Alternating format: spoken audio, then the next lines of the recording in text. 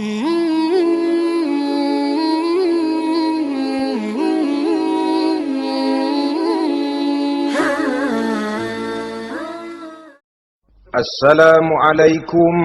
warahmatullahi wabarakatuh.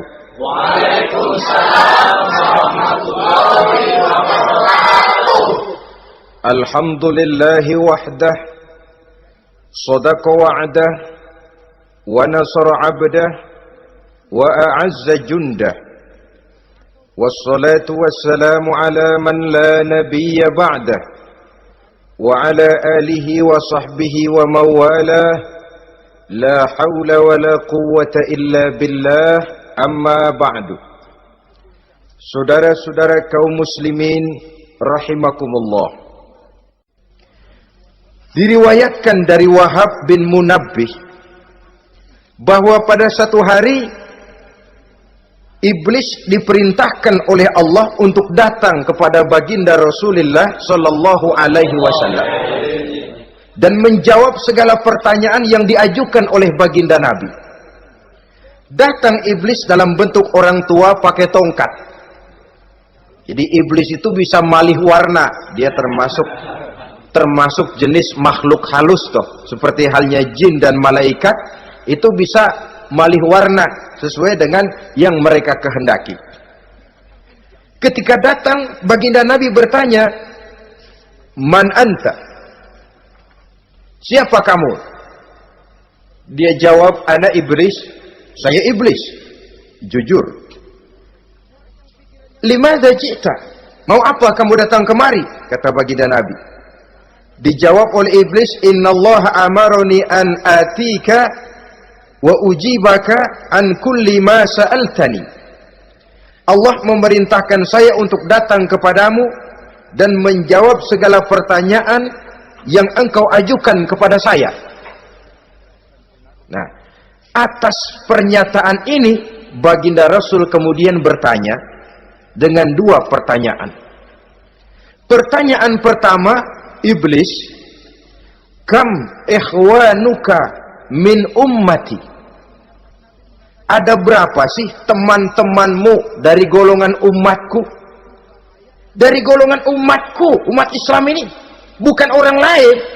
Kalau orang kafir sih sudah jelas, itu memang CS-nya iblis. Tapi dari umatku, siapa saja yang jadi teman-teman kamu iblis? Menjadi antekmu, menjadi alatmu sejak dari dunia sampai ke neraka nanti. Atas pertanyaan ini iblis menjawab, "Teman-teman saya dari golongan umatmu ya Muhammad, asyarun, ada 10 orang. Ada 10 orang yang merupakan teman-teman iblis dari dunia sampai ke neraka." Siapa mereka? Pertama kata iblis, "Teman saya hakimun jair." Hakim yang curang, hakim yang tidak adil. Ini bisa dimaklumi. Kenapa? Karena hakim diharapkan adalah produk keadilan. Sehingga orang mengatakan seorang hakim adalah seorang yang meletakkan sebelah kakinya di surga dan sebelah lagi di neraka. Kalau adil dia menghukum, kaki sebelah kanan yang akan menentukannya ke surga. Kalau licik dia menghukum, kaki sebelah kiri yang akan menjerumuskan dia ke dalam neraka. Saudara-saudara kaum muslimin rahimakumullah, sesungguhnya dalam kehidupan kurangnya sandang pangan bukan satunya sebab yang membuat orang menderita. Tidak teraturnya perumahan, kurangnya lapangan kerja bukan satu-satunya yang menyebabkan rakyat menderita. Tapi lukanya rasa keadilan. Tidak tegaknya hukum sebagaimana yang diharapkan. Itu juga bisa menjadi sumber nestapa, bisa menjadi asal dari segala derita. Oleh karena itu, hakim yang tidak adil, hakim yang curang, yang menghukum tidak berdasarkan hukum, tapi berdasarkan kepentingan, berdasarkan pesan sponsor, hukum bisa dibeli, ada istilah mafia peradilan. Hakim-hakim macam ini yang akan menjadi teman-teman iblis. Dan tiap kali palu akan diketuk, iblis sudah bukan main sibuknya. Kekuasaan di tanganmu, hijau katamu, hijau yang akan berlaku, merah kau ketok, merah yang akan jadi keputusan. Orang lain tidak tahu ini kesempatan untuk jadi kaya, ini kesempatan untuk naik pangkat. Manipulir hukum tidak ada yang tahu karena orang banyak yang awam dengan hukum. Saudara-saudara kaum muslimin, kalau hukum sudah bisa dibeli, atau kalau hukum cuma untuk orang-orang kecil saja, ada kelompok-kelompok yang kebal hukum, maka akan timbullah kiamat di masyarakat, di mana yang kuat makin kuat, yang lemah selalu menjadi mangsa. Oleh karenanya, hakim yang serong, hakim yang durjana merupakan teman-teman setan, merupakan teman-teman iblis dari dunia sampai ke neraka nanti. Ini yang pertama. Oleh karenanya, pada dasarnya setiap kita adalah hakim untuk keluarga. Dalam pergaulan hendaklah adil di dalam memutuskan segala sesuatu. Lebih-lebih hakim yang memang menjadi pengayom masyarakat. Bukankah lambang para hakim digambarkan dalam bentuk neraca yang berimbang, tidak berat ke kiri, tidak juga berat ke kanan, dalam arti objektif memberikan keputusan sesuai dengan hukum, sehingga masyarakat terlindungi. Dan hakim yang adil secara praktis adalah musuh daripada setan.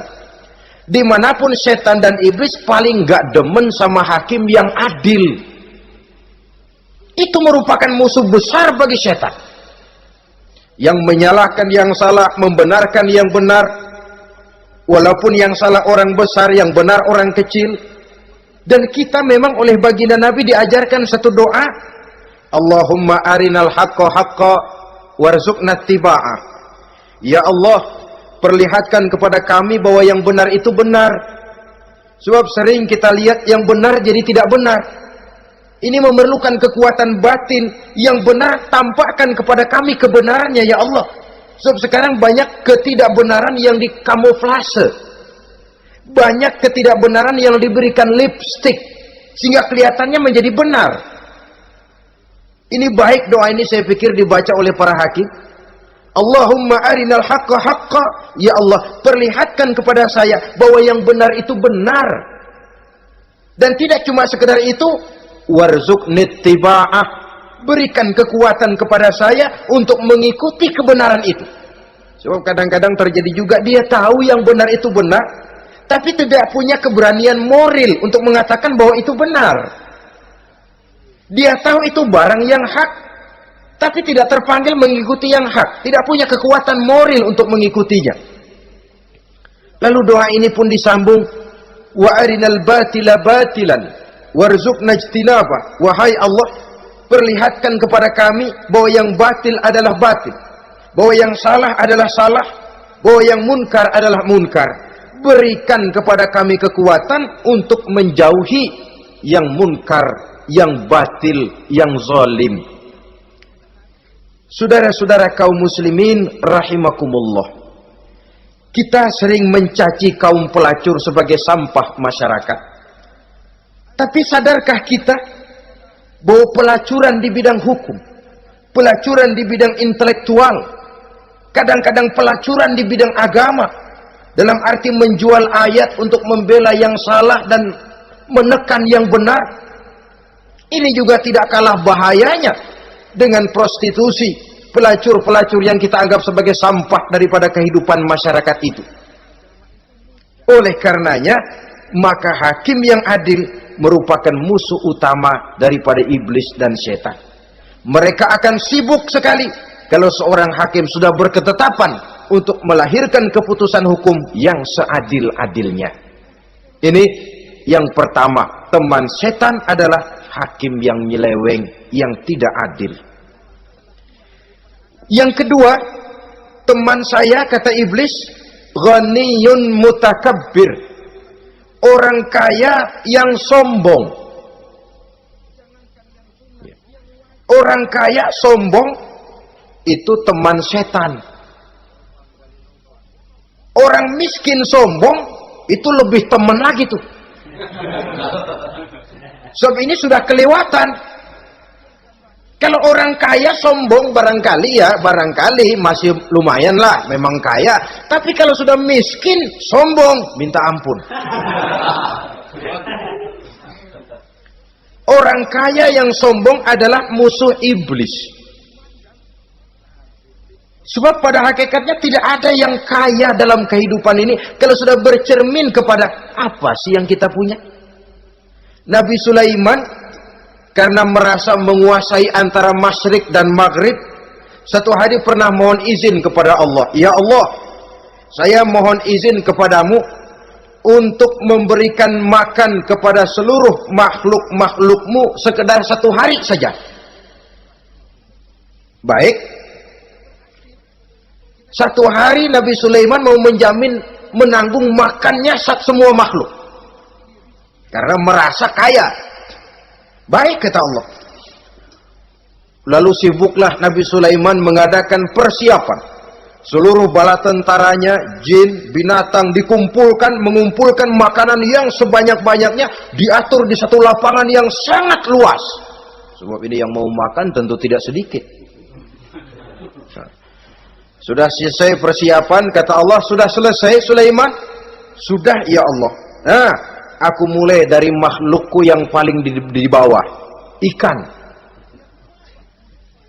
Ikan Nun dipanggil oleh Allah. Rezekimu hari ini mau ditanggung Sulaiman. Naik, makan. Naik ikan ini. Sekali makan seluruh persiapan habis. Goleng kepala Nabi Sulaiman, beliau sadar lalu sujud, maha kaya engkau ya Allah. Boro-boro nanggung makanan semua makhluk hidup sehari, ikan satu nggak keurusan.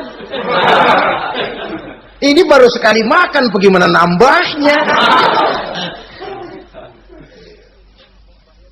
Jadi apa sih yang kita anggap kaya ini? Maka orang kaya yang sombong pada hakikatnya kacang yang lupa akan kulitnya. Tidak ada yang kita bawa pada saat kita terlahir ke alam ini. Sebagaimana juga tidak ada yang kita bawa pada saat kita meninggalkan alam ini. Harta kita akan pindah nama. Sebab itu yang perlu kita jaga pada hakikatnya tidak lain nilai-nilai iman. Sebab ini yang akan kita bawa. Cuma ironinya, karena iman itu abstrak, bukan benda, orang yang kehilangan iman tidak pernah ribut.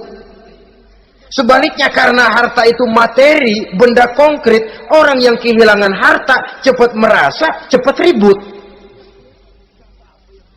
Motor hilang, ribut. Kenapa? Motor itu benda, kelihatan. Duit hilang, ribut. Televisi hilang, ribut. Kenapa? Benda. Tapi kalau iman yang hilang, wah kelihatannya tenang-tenang saja, Pak.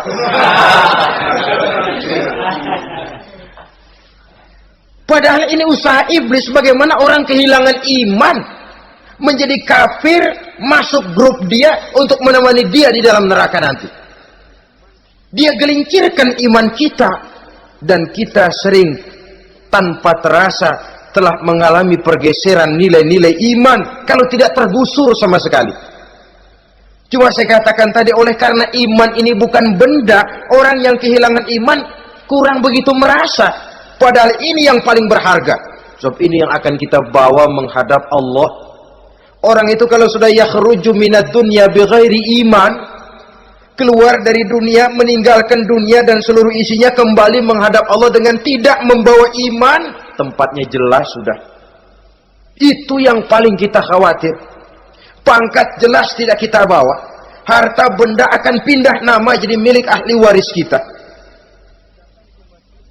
Tiba-tiba iman yang cuma satu itu tempat kita bergantung, hilang juga dari diri kita. Dengan apa kita mau menghadap Allah? Dan kemalangan apa yang lebih besar dari orang-orang yang telah kehilangan iman pada saat dia menghadap Allah Subhanahu wa ta'ala.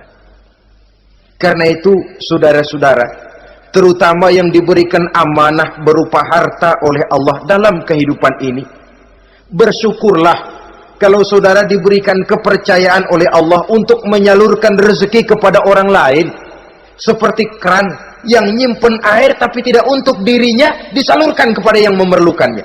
Rezeki dia cuma lewat tangan saya, rezeki dia cuma lewat tangan saya. Berbahagialah orang kalau dipercayai Allah untuk menyalurkan rezeki kepada orang lain. Artinya agen. Wong ditunjuk jadi agen Allah, kok nggak bangga? Kalau sudah kemari cara berpikir, insya Allah rasa bakhil bin pelit alias medit bin koret. Itu insya Allah nggak ada. Kan kadang kita berpikir, yang nyari duit gue setengah mati, lu datang-datang mau minta aja pala lu. Kan itu toh kadang-kadang cara kita berpikir. Ya boleh jadi lalu terasa berat. Tapi kalau kembali kepada kesadaran, barangkali alhamdulillah rezeki dia cuma lewat tangan saya. Kalau saya nggak ngasih dia, barangkali nggak semudah ini saya dapat rezeki. Allah mudahkan rezeki saya karena saya sering membantu orang-orang yang memang memerlukannya. Andai kata saya nggak membantu mereka, belum tentu rezeki selancar ini. Tidak lalu enak aja, peras keringat gua banting tulang, pergi pagi pulang sore, lu datang-datang nada aja. Berbahagialah orang jikalau sekali lagi dia dijadikan agen oleh Allah untuk menyalurkan rezeki kepada mereka yang memang memerlukannya. Kalau tidak ke arah itu kita berpikir, yang timbul bakhil. Bakhil lalu bermegah-megah dengan hartanya, timbul kesombongan. Senang lihat orang susah, lalu dia sendiri dengan hartanya cuma to show only, pameran. Lewat di kampung, senang kalau orang melotot, lihat mobilnya yang serba mengkilap, sepatunya yang serba mahal. Senang kalau, wah, semua gaya hidupnya serba jet set, wah. Senang betul kalau melihat orang sudah serba bengong lihat keadaan dia. Timbul takaburnya, sombongnya, ngenyek kepada yang lain. Maka orang kaya yang sombong, teman iblis, teman setan. Setan senang betul. Sebaliknya secara praktis, orang kaya yang rendah hati adalah musuh iblis. Saudara-saudara kaum muslimin rahimakumullah, lain memang kalau kita diberikan ilmu di akhirat nanti, pertanyaan cuma satu, ilmumu kau amalkan untuk apa? Kalau kita diberikan umur panjang, pertanyaan akhirat satu saja, umurmu kau habiskan di mana? Tapi kalau sudah harta diberikan kepada kita, pertanyaan akhirat dua. Min aina iktasabahu wa fima anfaqahu. Hartamu kau dapat dari mana, kau belanjakan kemana? Depan belakang ditanya. Yang ketiga, teman iblis itu tajirun khain. Pedagang yang berkhianat. Baik kepada sesama teman pedagangnya, karena ingin lebih maju dari yang lain. Terjadi persaingan yang tidak sehat di berbagai bidang bisnis, ataupun kepada para pembelinya dengan mengatakan barang yang baik adalah barang yang tidak baik menjadi baik. Sebab pada dasarnya apabila kaum pengusaha sudah berkhianat, akan timbul kegoncangan ekonomi, dan kegoncangan ekonomi dampaknya adalah melahirkan kelas-kelas kemiskinan. Kemiskinan merupakan satu perangkap iblis. Biasanya orang kalau udah melarat, udah dekat banget sama kafir.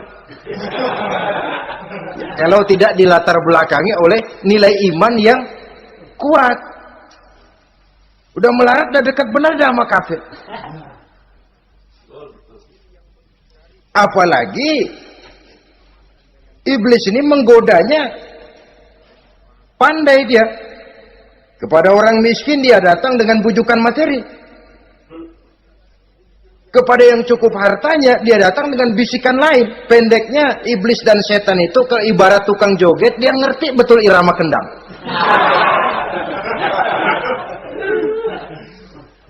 Di mana kelemahan orang itu dia selidiki, dia pelajari, dari arah situ dia masuk. Dan secara strategi perang, iblis dan setan ini posisinya memang lebih menguntungkan daripada kita. Kenapa? Dia melihat kita, kita mah nggak lihat dia.